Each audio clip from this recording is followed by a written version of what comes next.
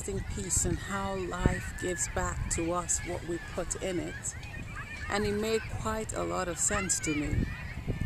Now, I don't know who wrote it, but it had some depth to it, and I devoured it with so much interest.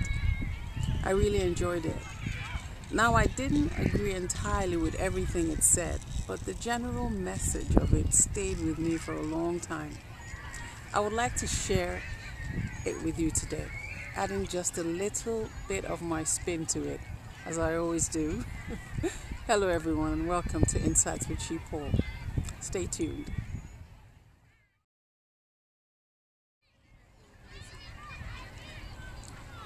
The overall tone of this inspirational piece I read was to admonish us to always give back the kind of attitude we would want to receive if the tables were ever turned.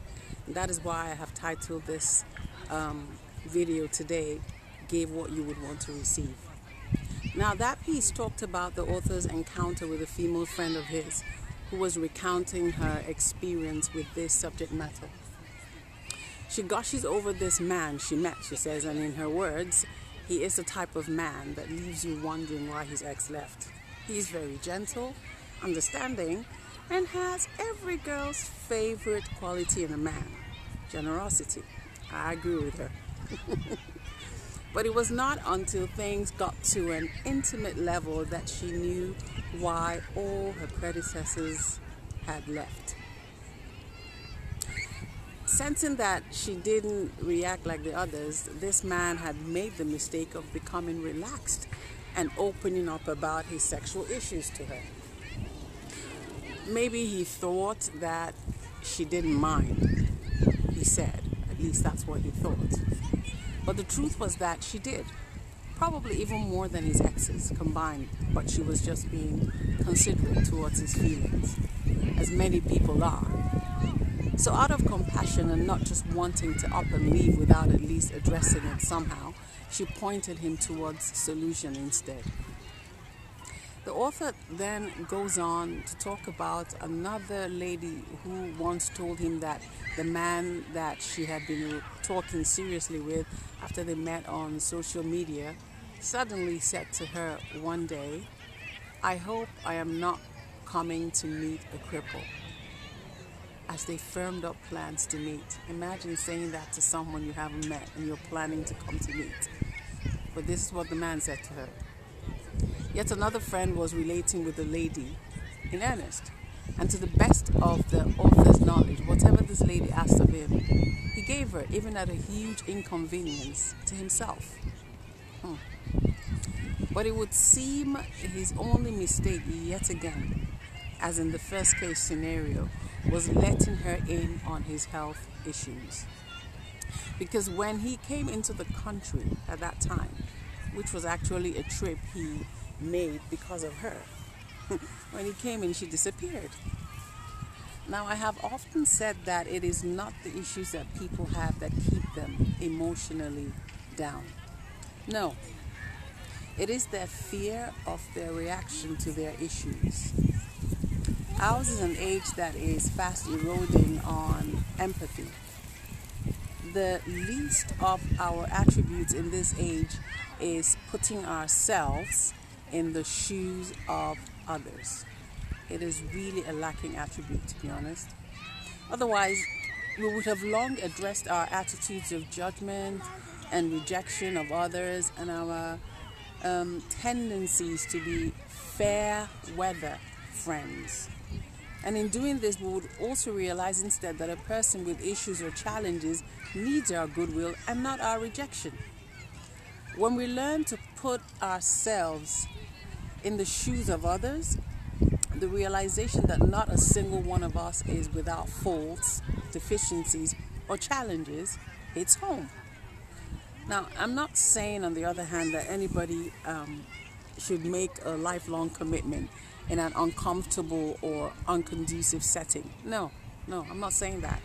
But our disposition need not spell inhumane either. Life is unfair to me, some people are quick to say. But, and this is my spin to this, okay? Life as I have come to know it in my 40 odd years on earth is not necessarily unfair to anybody, but is what I would call a balancer. Yeah, a balancer. It balances out the good and bad things happening in a person's life, giving each one of us our fair share. Bad things happen to good people, and unfortunately, good things happen to bad people too. That's life. You see, as life is happening to you, it's also happening to me and to someone else. Life singles out nobody for ill treatment, but it will act rather as an echo after the vibe or the energy that you and I give out. Now, simply said, what you release will find its way back to you somehow. Yeah.